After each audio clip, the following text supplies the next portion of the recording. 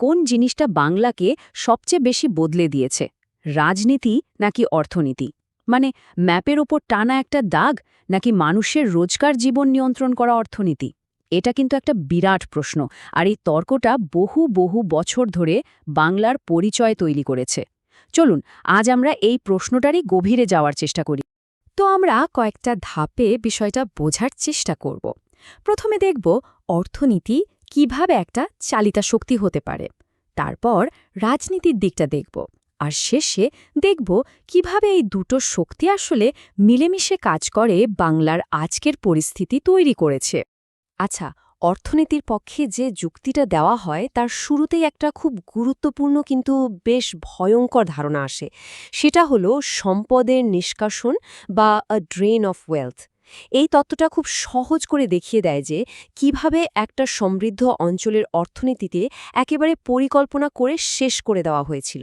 দাদাভাই নৌরুজির মতো বড় বড় চিন্তাবিদরা এই বিষয়টা সামনে এনেছিলেন। তারা দেখিয়েছিলেন এই শোষণটা কিভাবে ভারতের অর্থনৈতিক মেরুদণ্ডটাই ভেঙে দিয়েছিল। তো চলুন দেখি ঠিক কোন কোন পথে এই শোষণটা চালানো হয়েছিল। ব্যাপারটা আরও ইন্টারেস্টিং, কারণ এই তিনটে রাস্তা কিন্তু আলাদা আলাদা কাজ করেনি, একসঙ্গে মিলে একটা চলন্ত অর্থনীতিকে, মানে একটা থ্রাইভিং ইকোনমিকে আক্ষরিক অর্থে পঙ্গু করে দিয়েছিল। এটা কোনো সাধারণ ব্যবসা বাণিজ্য ছিল না, বুঝতেই পারছেন।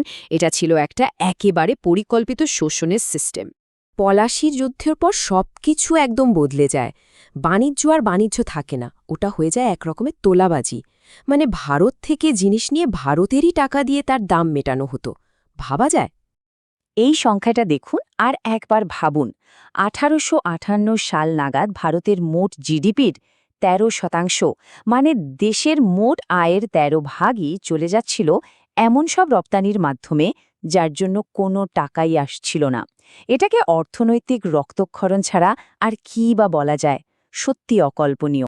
বেশ, এবার তাহলে কয়েনের অন্য পিঠটা দেখা যাক। রাজনীতির পক্ষের যুক্তিটা কি? এই যুক্তিটা বলে যে কিছু রাজনৈতিক সিদ্ধান্ত বাংলার ইতিহাসে এমন পরিবর্তন এনেছিল যা একেবারে ভূমিকম্পের মতো। আসল চালিকা শক্তিটা ছিল রাজনীতি, অর্থনীতি নয়। আর এই যুক্তির সবচেয়ে বড়, সবচেয়ে জোরালো উদাহরণ হল 1947 সালের বঙ্গভঙ্গ। এটা তো শুধু একটা ম্যাপের উপর দাগ টানা ছিল না, তাই না? এটা ছিল লক্ষ লক্ষ মানুষের জীবনকে ওলটপালট করে দেওয়া একটা রাজনৈতিক সিদ্ধান্ত। ঠিক তাই, একটা রাজনৈতিক সিদ্ধান্ত।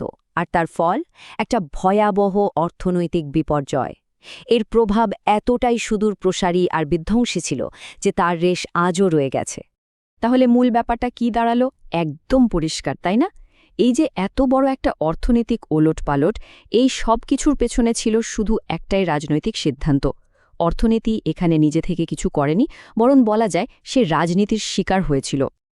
আর তার ফল 1959 সাল নাগাদ পশ্চিমবঙ্গকে বছরে প্রায় 9.5 লক্ষ টন, হ্যাঁ 9.5 লক্ষ টন খাদ্য ঘাটতির সঙ্গে লড়তে হচ্ছিল।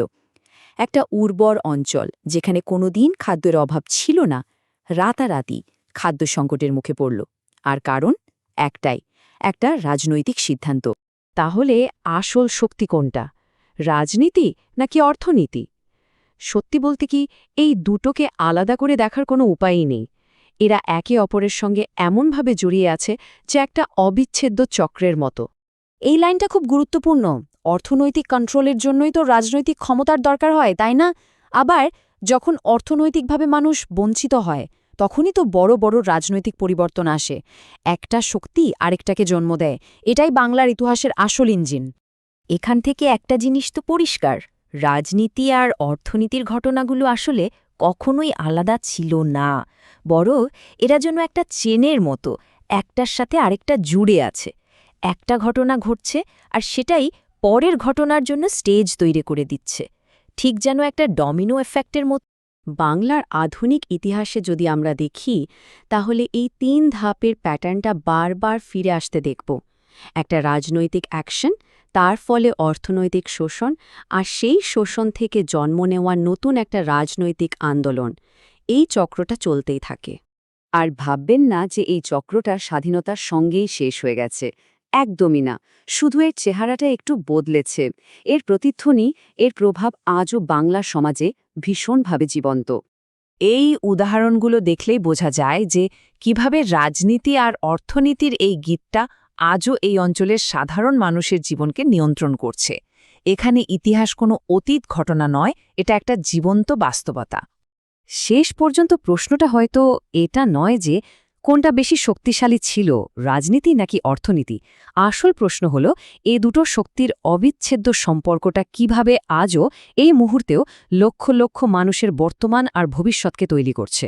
আর সত্যিটা হলো এ দুটোকে আলাদা করে বাংলার গল্পটা বোঝা প্রায় অসম্ভব।